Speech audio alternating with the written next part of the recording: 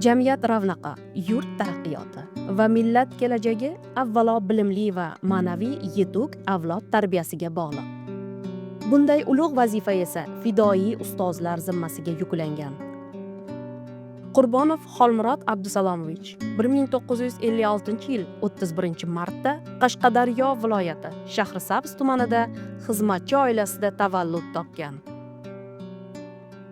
1975-yilda Toshkent irrigatsiya va qishloq xo'jaligini mexanizatsiyalash injenerlari institutiga o'qishga kirib, 1980-yilda imtiyozli diplom bilan tamomlagan. 1994-yildan 2010-yilga qadar O'zbekiston Respublikasi Ichki ishlar vazirligi Yong'in xavfsizligi oliy texnik maktabida turli lavozimlarda faoliyat olib borgan. 2017-yil dekabrdan O'zbekiston Respublikasi Ichki ishlar vazirligi Yong'in xavfsizligi institutining yong'in o'chirish taktikasi kafedrasi dotsenti lavozimida, keyinroq 2019-yildan hozirgi vaqtga qadar Favqulodda vaziyatlar vazirligi akademiyasi favqulodda vaziyatlarni bartaraf etish va xizmatni tashkil etish kafedrasi dotsenti, kafedra professori lavozimlarida pedagogik faoliyatini davom ettirmoqda.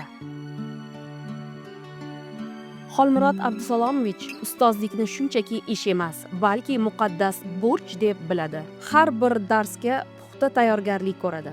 Zamonaviy yondashuvlarni qo'llaydi. Yoshlarning bilim olishiga bo'lgan qiziqishini oshirishga intiladi. Uning asosiy maqsadi faqat bilim berish emas, balki komil, mustaqil fikrlay oladigan, vatanparvar va mas'uliyatli insonni tarbiyalashdir. 1975-1980 Toshkent irrigatsiya va qishloq xo'jaligini mexanizatsiyalash muhandislari institutida tahsil olayotgan paytlarimda harbiy kiyimga, harbiy xizmatchilarga qiziqishim yuqori bo'lganligi bois 1994-yildan Ichki ishlar vazirligiga qarashli yong'in saqlash oliy texnik maktabiga ishga taklif qilishganda xursand bo'lib kelganman. Yoshlarga ta'lim, tarbiya, ya'ni ilm fanni, gidravlika va yong'inga qarshi suv ta'minoti fanlaridan ma'ruza, amaliy mashg'ulot va laboratoriya mashg'ulotlarini olib bordim. Hozirgi paytda yurtimizning turli hududlarida o'z mehnat faoliyatini olib borayotgan shogirdlarimiz ularni erishgan yutuqlarini ko'rib boshimiz osmonga yetadi. Ish faoliyatim davomida nafaqat pedagogik faoliyatdan, balki ilmiy tadqiqot ishlarida ham ishlab kelganmiz.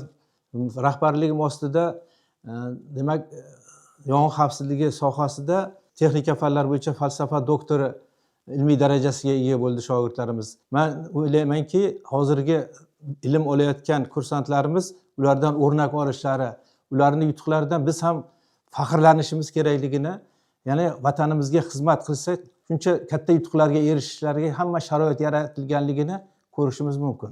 Hozirgi kunda mana shu Favqulodda vaziyatlar vazirligi akademiyasida olib borayotgan faoliyatim davomida ko'plab shogirdlarni yetishtirishga o'z hissamni qo'shib keldim.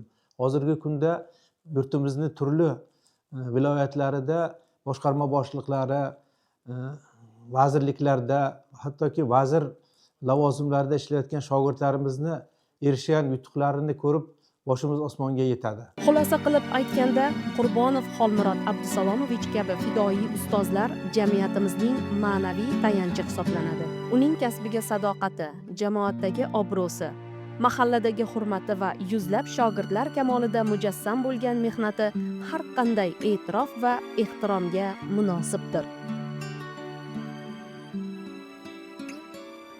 Respublikasiga sadoqat bilan xizmat qilaman.